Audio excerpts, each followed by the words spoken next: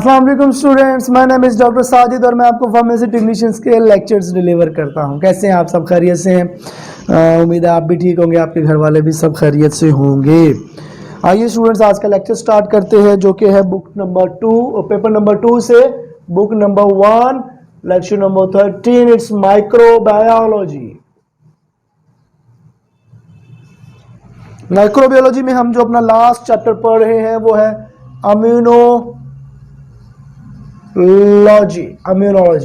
Immunology क्या है? Immune system की स्टडी। इम्यून सिस्टम की स्टडी में हमने antigens, antibody, immune system, immunogenicity, reactivity, allergy, hyper sensitivity, फिर उसकी टाइप्स, ये सारा कुछ पढ़ लिया है। आज जो हमने पढ़ना है, इसका लास्ट टॉपिक वो है वैक्सीन्स। वैक्सीन्स बहुत इंटरेस्टिंग टॉपिक है। ये आप लोगों ने शायद कुछ लोगों ने कोरोना वायरस की कोविड-19 वैक्सीन्स भी लगवाई हो। पूरी दुनिया में इसको कंपलसरी किया जा रहा है, पूरी दुनिया में इसको लाजिम करार दिया जा रहा है। ठीक है जी।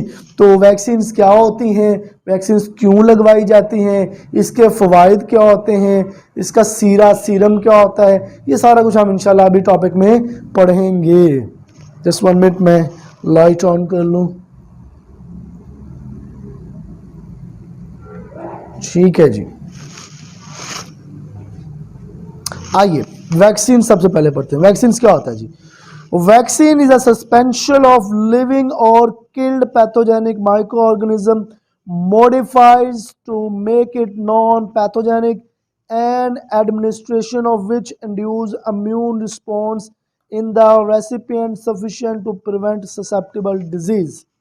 वो ये कह रहा है कि वैक्सीन जो है ये एक ऐसा सस्पेंशन होता है। सस्पेंशन आपको पता लिक्विड की एक फॉर्म है ना।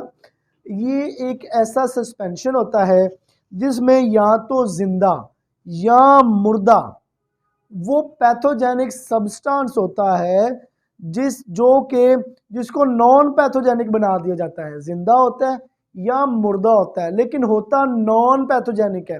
उसमें एंटीजन, नुकसान पहुंचाने वाली जो चीज होती है उसको खत्म कर दिया जाता है, और उस सस्पेंशन को जिसमें वो जो नॉन पैथोजेनिक जिंदा या मुर्दा चीज मौजूद है उसको बॉडी में लगाया जाता है, और उसके लगने से हमारा बॉडी का जो इम्यून सिस्टम है वो जाग जाता है और उसके खिलाफ एंटीबॉडीज बनाता है, ताकि हमें उसके जब वो ओरिजिनली वो चीज़ जब हमें इंटरेक्ट करेगी तो हमें नुकसान या बीमारी ना हो सके। जैसे मैं आपको एग्जांपल दूं, कोरोना वायरस। ठीक है, कोरोना वायरस पूरी दुनिया में मौजूद है, इसका पूरी दुनिया में एक शोर बना हुआ है। अच्छा, अब ये जो कोरोना वायरस है, हमने इसकी वैक्सीन बनाई। कैसे बनाई? हमने कोरोना वायरस को पकड़ा, उसमें से जो नुकसान पहुंचाने वाला केमिकल एंटीजन था उसको निकाल दिया और इस कोरोना वायरस को लगा दिया, मुझे या किसी को भी लगा दिया। ठीक है, अब जब ये कोरोना वायरस अंदर गया, अब नुकसान तो मुझे ये कोई नहीं पहुंचा सकता, लेकिन फॉरेन पार्टिकल था, बाहर से आया था, बैक्टीरिया वायरस था, सॉरी बैक्टीरिया नहीं वायरस था। तो हमारी बॉडी ने क्या समझा कि वायरस आ गया। हमारी बॉडी ने इम्यून सिस्टम को जगाया। जगाने के बाद क्या किया उन्होंने एंटीबॉडीज बनाई हमारे जिस्म ने। किसके खिलाफ? कोरोना वायरस के खिलाफ। अच्छा, ये कोरोना वायरस हमें नुकसान पहुंचा ही नहीं सकता था, इसके खिलाफ एंटीबॉडीज बन गई। अब नेक्स्ट पे खुदा ना खास्ता, अल्लाह ना करे कि अगर कोई ओरिजिनल कोरोना वायरस मेरे अंदर चला गया, वो तो नुकसान पहुंचा सकता है, लेकिन उसकी एंटीबॉडीज पहले ही मौजूद होंगी, तो उसके एक्टिव होने से पहले ही हमारी एंटीबॉडी उसको पकड़ लेंगी, उसको खत्म कर देंगी। ठीक है जी। ये एक वैक्सीन का थोड़ा सा फिनोमिना होता है जो मैंने आपको बता दिया। A vaccine is a preparation which is used to improve immunity to a particular disease. The term derives from Edward Jenner's uses of Copox Vacamine Latcow। तो वो ये कह रहा है वैक्सीन एक ऐसी प्रेपरेशन होती है, एक ऐसी चीज़ तैयार की जाती है जिससे आपकी बॉडी की इम्यूनिटी मजबूत होती है। ठीक है जी, एक बात किसी भी डिजीज़ के ख़िलाफ़ लड़ने के लिए। और दूसरी बात यह है कि इसको इजाद किसने किया, इसका नाम किसने रखा? एडवर्ड जेनर साहब एक साइंटिस्ट थे, जिन्होंने कॉपॉक्स एक बीमारी थी, उसके वैकामीन काउ होता है, तो cow which when administered to the human provided them protection against smallpox. तो उन्होंने क्या किया कि एक ऐसी प्रिपरेशन बनाई जो इंसानों को लगाई कि तो स्मॉल पॉक्स से उनकी हिफाजत हो सकी। The work which Louis Pasteur and others carry out, और फिर एडवर्ड जेनर्स का काम लुइस पास्चर और दूसरे लोगों ने मजीद आगे बढ़ाया और आज ये चीज़ हमारे तक मौजूद है। Vaccine are based on the concept of variolation originating in China. ठीक है, वैक्सीन एक ऐसा कॉन्सेप्ट है जो कि चाइना से डेवलप हुआ, in which a person is deliberately infected with a weak form of smallpox. और हुआ क्या था कि चाइना में एक शख्स जो है वो स्मॉल पॉक्स से शिकार हो गया था। Jenner realise that milkmaids who had contact with cowpox did not get smallpox। और फिर जो एडवर्ड जेनर साहब थे उन्होंने ये देखा कि जो जो एक मतलब मिल्क मेड जो मतलब दूध लेके आता था, और उसने ये देखा कि वो काउपॉक्स के साथ कांटेक्ट में था, तो उसको भी स्मॉल पॉक्स नहीं हुआ। The process of distributing and administering vaccine is referred to as vaccination. फिर उन्होंने क्या किया distributing and administering vaccine is referred to vaccination. और फिर उन्होंने वो सारा वहाँ से चीज़ें ली काउपॉक्स और उसको फिर लगाया, फैला दिया, और फिर ये वैक्सीनेशन के इसको नाम रख दिया गया। Since vaccination was much safer, small pox inoculation fail into disuse and was eventually ban in England in 1848। तो वो ये कह रहे हैं कि वैक्सीनेशन जो है ये बहुत ज़्यादा फ़ायदेमंद है, सेफ़र भी है, और जो स्मॉल पॉक्स है उसकी इनोकुलेशन वगैरह जो है वो गैर फ़ायदेमंद हो गई। तो इंग्लैंड में 1848 में स्मॉल पॉक्स को काउपॉक्स को बंद कर दिया गया। Vaccines can be prophylactic, for example to prevent or ameliorate the effect of future infection by any natural or wild pathogen. तो वो ये कह रहे हैं कि वैक्सीन जो है ये प्रोफाइलैक्टिक हो सकती है, मतलब किसी चीज़ के नुकसान से बचने से पहले ही उसको जो है वो बचा लिया जाए, उसको एहतियात कर ली जाए, चाहे वो कोई भी बीमारी हो, कोई भी एंटीजन हो, कोई भी बैक्टीरिया हो, उससे पहले ही हम लोग क्या करेंगे, उससे बच जाएंगे। और therapeutic, for example vaccine against cancer are also been investigated, और कैंसर की वैक्सीन के बारे में भी रिसर्च चल रही है। वैक्सीन में भी डेड और इनएक्टिवेटेड ऑर्गेनिज्म और purified product drive from them. और वैक्सीन जो है या तो ये मुर्दा है या फिर जिंदा है, लेकिन होगी ये प्यूरिफाइड फॉर्म, इसमें पैथोजेनिक सब्सटेंसेस नहीं होते। Developing immunity. अच्छा, अब वैक्सीन के साथ इम्यूनिटी कैसे डेवलप करती है ये वो पढ़ते हैं। The immune system recognise vaccine agent as foreign. वही बात कि जो आपका इम्यून सिस्टम होता है वो जो एंटीजन होता है उसको फॉरेन चीज़ समझता है, डिस्ट्रॉय दम, और उसको फिर वो तोड़ देता है, मार देता है, तबाह कर देता है। एंड रिमेंबर दम, और फिर याद रखता है कि कौन सी चीज़ आई थी, उसके खिलाफ हमने कौन सी एंटीबॉडीज बनाई थी, उसको कैसे किडनैप और उसको कैसे तबाह किया था। When the virulent version of an agent comes along, the body recognize the protein coat on the virus। और फिर जब वो वाला वायरस दोबारा नुकसान वाले एलिमेंट, नुकसान वाले एंटीजन केमिकल के साथ आता है, तो ये बॉडी उसको दोबारा पहचान लेती है और उस पर हमलावर होकर उसे तबाह बर्बाद कर देती है। अच्छा, करती क्या है, neutralising the target agent before it can enter cells, और उसको फौरन से पहचान के उसको टारगेट सेल के अंदर जाने ही नहीं देती, उसको पहले ही न्यूट्रलाइज कर देती है, तबाह कर देती है। By recognising destroying infected cell before that agent can multiply to vast cell. और अगर वो एजेंट उस सेल के अंदर चला भी जाए तो ये क्या करती है, उस पूरे के पूरे सेल को डिस्ट्रॉय कर देती है, ताकि एजेंट भी मरे, एंटीजन भी मरे, सेल भी मरे, माइक्रो ऑर्गेनिज्म भी मर जाए।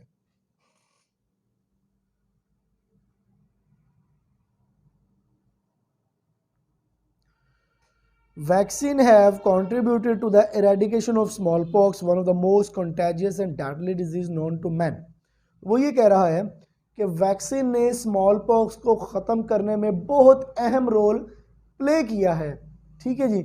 और वो जो अहम रोल प्ले किया है स्मॉल पॉक्स को ख़त्म करने में, स्मॉल पॉक्स एक ऐसी बीमारी थी जिसने पूरी दुनिया को हिला के रख दिया था, जैसे कोरोना वायरस ने। Other diseases such as rubella, polio, measles, मम, chickenpox and typhoids are nowhere near as common as they were just 100 years ago।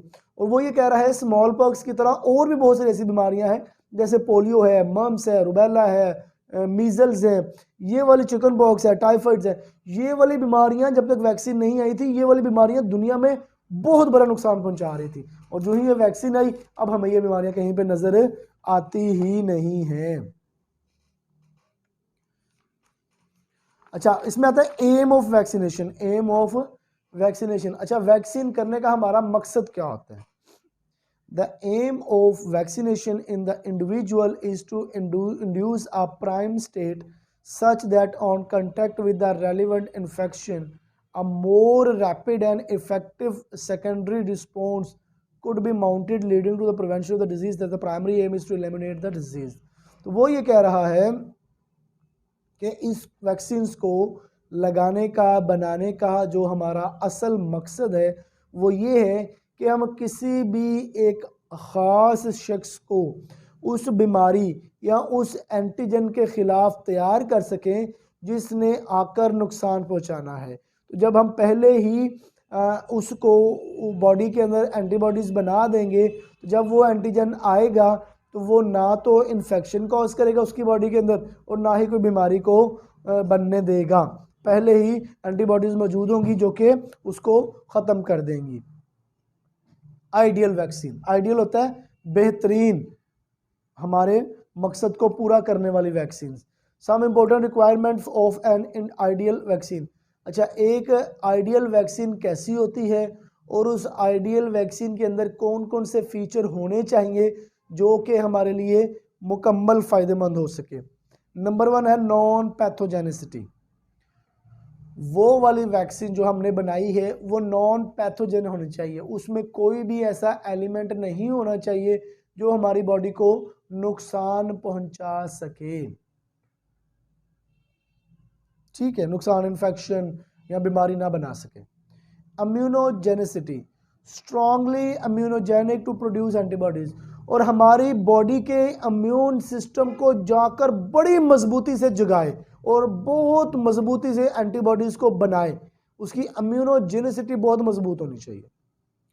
Efficacy greater than 90%, मतलब वो उसकी जो एफिकेसी हो वो 90% से ज़्यादा होनी चाहिए।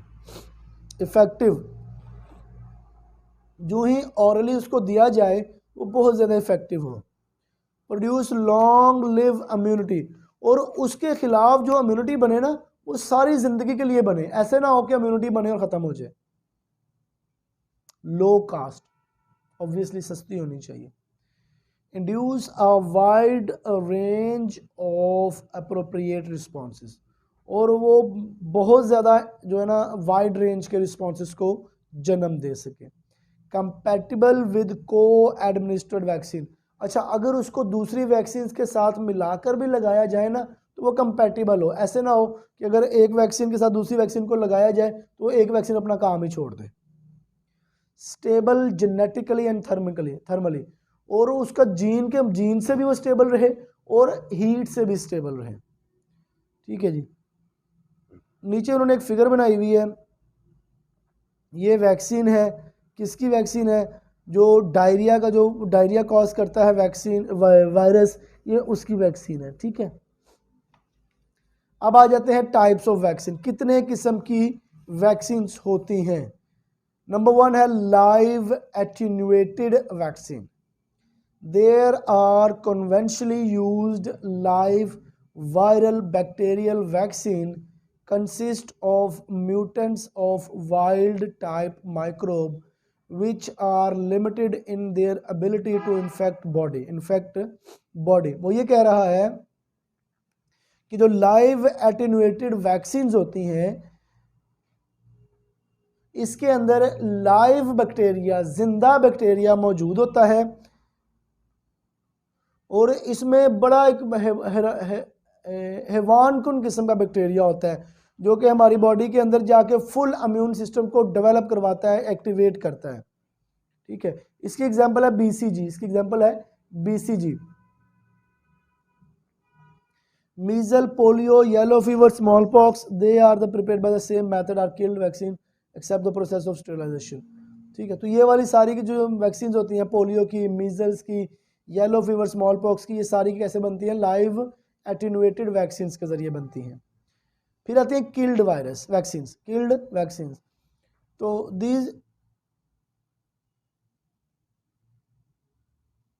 these consist of killed or inactivated microorganisms are used where living vaccines are not available। तो वो ये कह रहा है कि बेसिकली इन वैक्सीन के अंदर टाइप 2 के अंदर हम लोग एक किल्ड बैक्टीरिया या किल्ड वायरसेस को लेते हैं, जिंदा को नहीं लेते। ठीक है, तो उन किल्ड वायरसेस को, किल्ड बैक्टीरिया को हम क्या करते हैं? वैक्सीन के तौर पर इस्तेमाल करते हैं। और रैबीज़ है, इसकी एग्जांपल इन्फ्लुएंजा है, polio, cholera, pertussis, plague, typhoid वगैरह की जो वायरसेस वैक्सीन बनती हैं वो किल्ड होती हैं। अच्छा, कुछ ऐसी वैक्सीन है ऊपर, जैसे हमने पोलियो देखा, वो लाइव में भी है और किल्ड में भी है। अच्छा, किल्ड की वैक्सीन हम वहाँ बनाएंगे जहाँ पर लाइव की फैसिलिटी अवेलेबल नहीं होगी। थर्ड है heterologous vaccine. These vaccines are based on the principle that if the antigenic site is available on some other organism, in spite of using actual molecule, we can use this heterosite to induce some immune response. For example, monkey-derived or rotavirus has been tried with some success in human infants। तो वो ये कह रहा है कि बाज़ का होता ये है कि कुछ बैक्टीरियाज या कुछ वायरसेस किसी और माइक्रो ऑर्गेनिज्म के ऊपर ग्रो कर रहे होते हैं ना। ठीक है, तो फिर हम क्या करते हैं कि हम उनके अंदर से बनने वाली एंटीबॉडीज़ को लेकर ट्राई कर लेते हैं। ठीक है, जैसे मंकी की एग्जांपल दी कि जो रोटा वायरस है वो मंकी के अंदर डेवलप करता है, तो फिर हमने वहाँ से लेकर उसको जो है ना एक्सपेरिमेंट किए। नंबर 4 पे है सब यूनिट वैक्सीन, 2 जनरेशन वैक्सीन से भी कहते हैं। These are vaccine which contain 1 or more pure or semi pure part or सब यूनिट ऑफ माइक्रो ऑर्गेनिज्म। वो ये कह रहा है ये वो वैक्सीन होती है जिसमें एक या एक से ज़्यादा हम लोग हिस्से लेते हैं, किसके? वायरस के, माइक्रो ऑर्गेनिजम्स के, और फिर क्या करते हैं? उससे वैक्सीन बनाते हैं। इसकी एग्जांपल है pili capsule, code etcetera. Haemophilus meningitis vaccine इस जरिए से बनती है। ठीक है, फिर है मार्कर वैक्सीन। फिर क्या है? Marker vaccine. These are vaccine which can be used in conjunction with a diagnostic test to differentiate a vaccinated animal।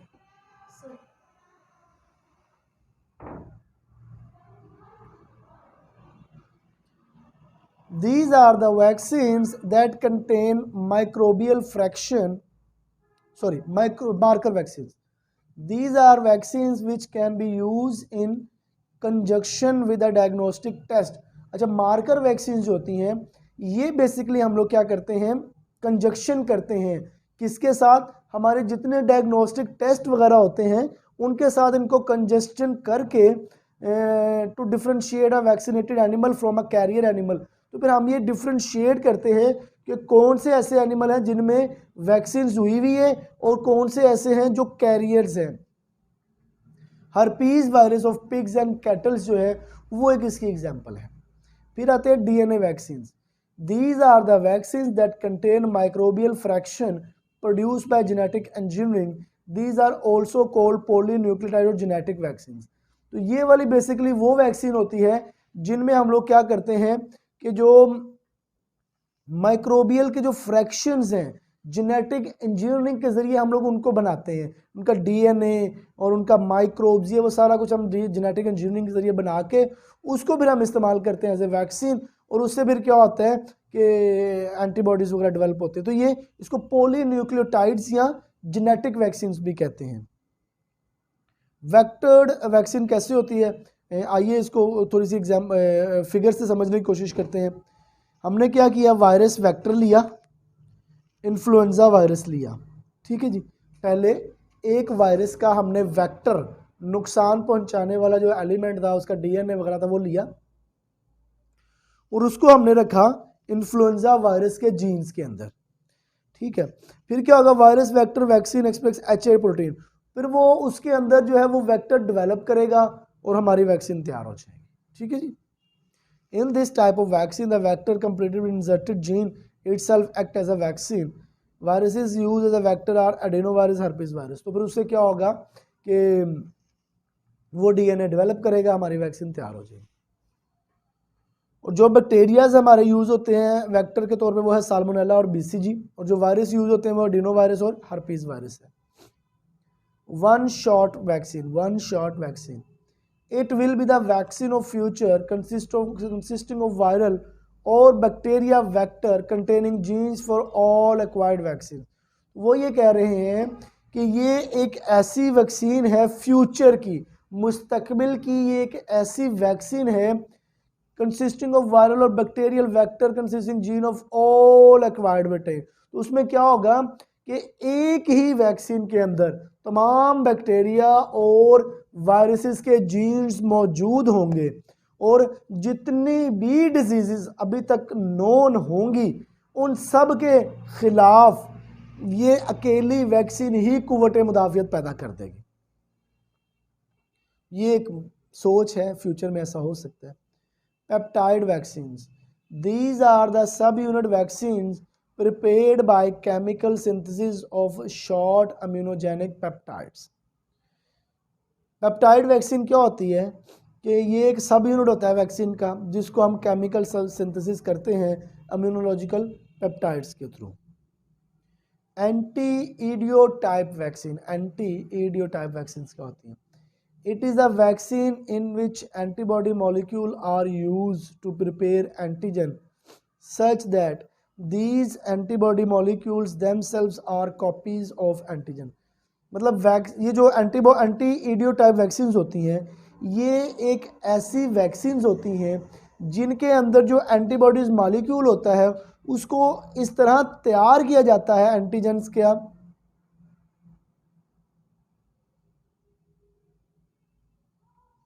मतलब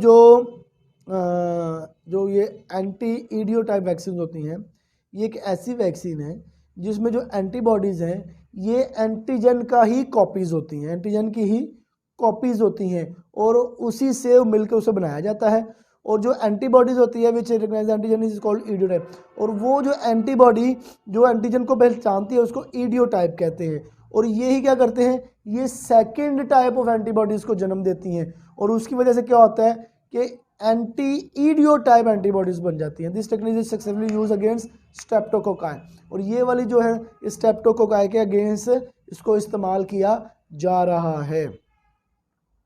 नंबर 11 पे है जीन डिलीटेड वैक्सीन, ये हमारी लास्ट वैक्सीन है। These are genetically engineered vaccine which involve the removal or mutation of virulence genes of the pathogen. तो फिर क्या होता है कि हम लोग क्या करते हैं कि उसके जीन को ऐसा आल्टर्ड कर देते हैं, बदल देते हैं कि उसकी रेप्लिकेशन करने की पावर, उसकी मल्टीप्लाई करने की पावर, उसकी ज़्यादा तादाद बनने की पावर ख़त्म हो जाती है और वो अकेला ही अंदर जाएगा, अकेला ही रहेगा अंदर। वो अकेला कितना को नुकसान पहुंचा लेगा वो तो बहुत थोड़ा सा होगा, ठीक है जी। तो ये हमारी वैक्सीन्स क्या होती हैं और वैक्सीन्स के खिलाफ इम्यूनिटी कैसे बनती है, फिर हमारी आइडियल वैक्सीन कैसी होती है, हमारी टाइप्स ऑफ वैक्सीन्स क्या हैं, ये हमने अभी पढ़ा है। इसके बाद है एंटी सीरा या इम्यून सीरा या फिर सीरोथेरेपी क्या होती है, आइए इसको पढ़ते हैं। जस्ट 1 मिनट प्लीज जी, बताइए। अच्छा बस,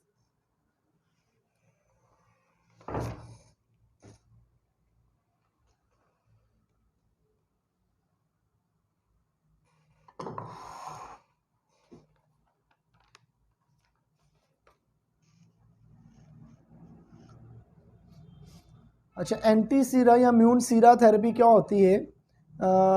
these are the preparation containing antibodies introduce in the body of the patient to provide passive immunity. अच्छा इसकी मैं थोड़ी सी आपको जो है ना वो लॉजिक्स बता देता हूँ।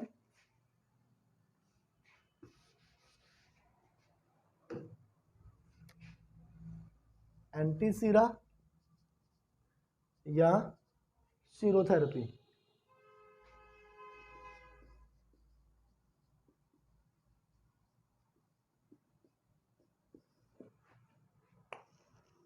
एक पेशेंट किसी भी बैक्टीरिया या वायरस से बीमार हुआ, एक पेशेंट किसी भी बैक्टीरिया या वायरस से बीमार हुआ और उसके वो बीमार होने के बाद उसके ज़ाहिर बात है, जब एंटीजन अंदर जाएगा तो एंटीबॉडीज़ बनेंगी ना, तो फिर उसकी एंटीबॉडीज़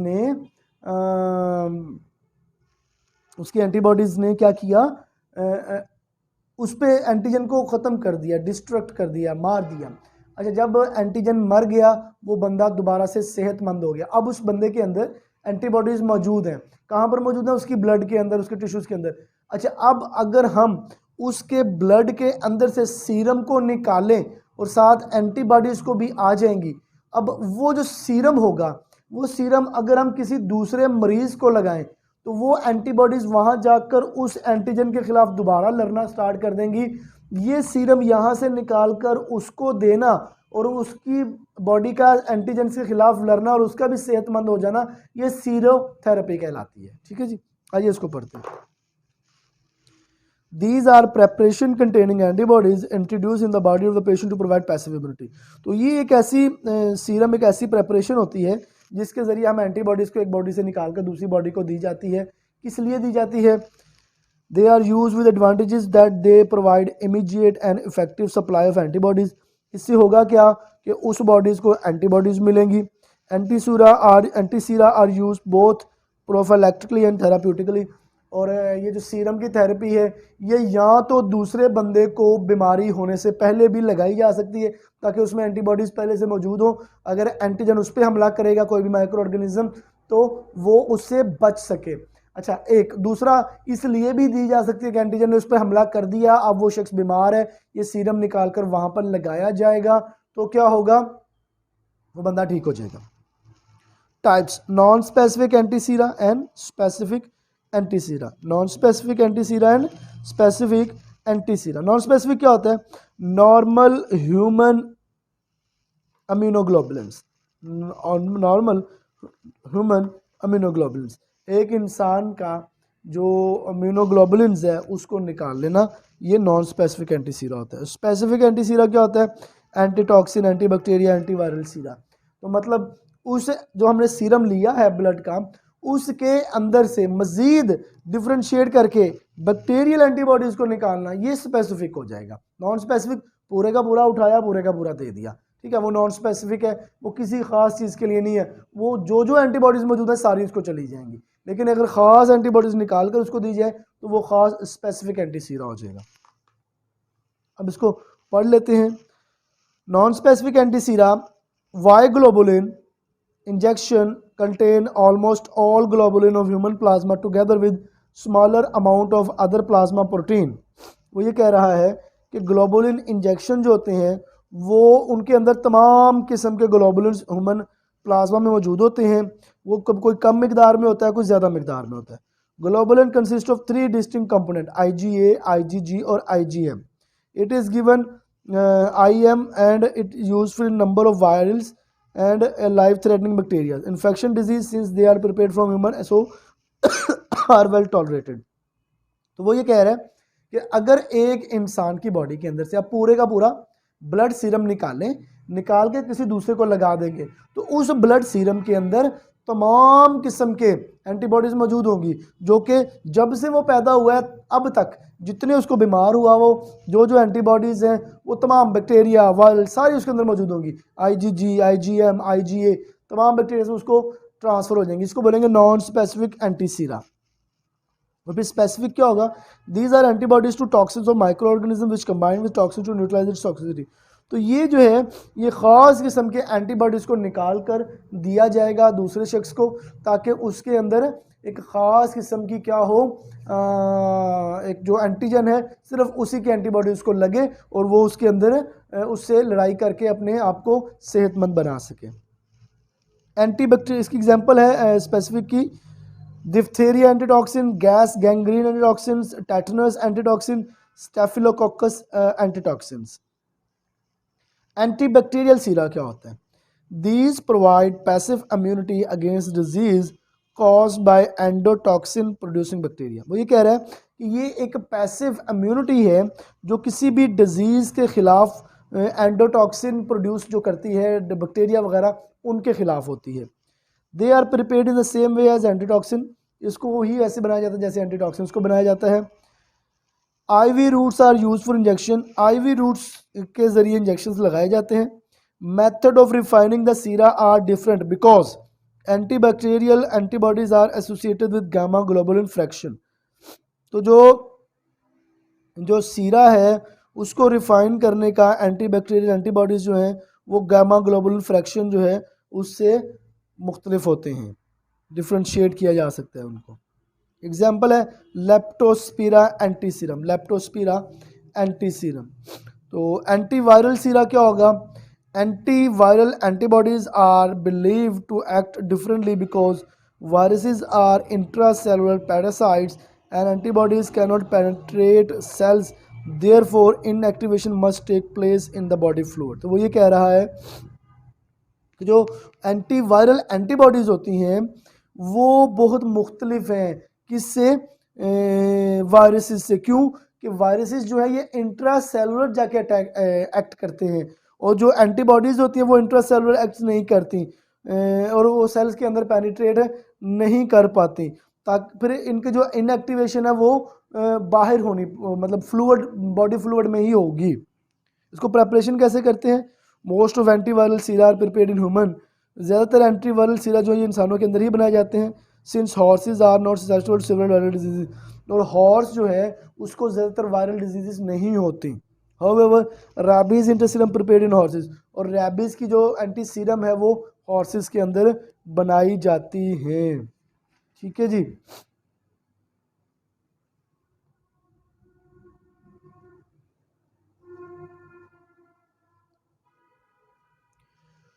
तो ये हो गया हमारा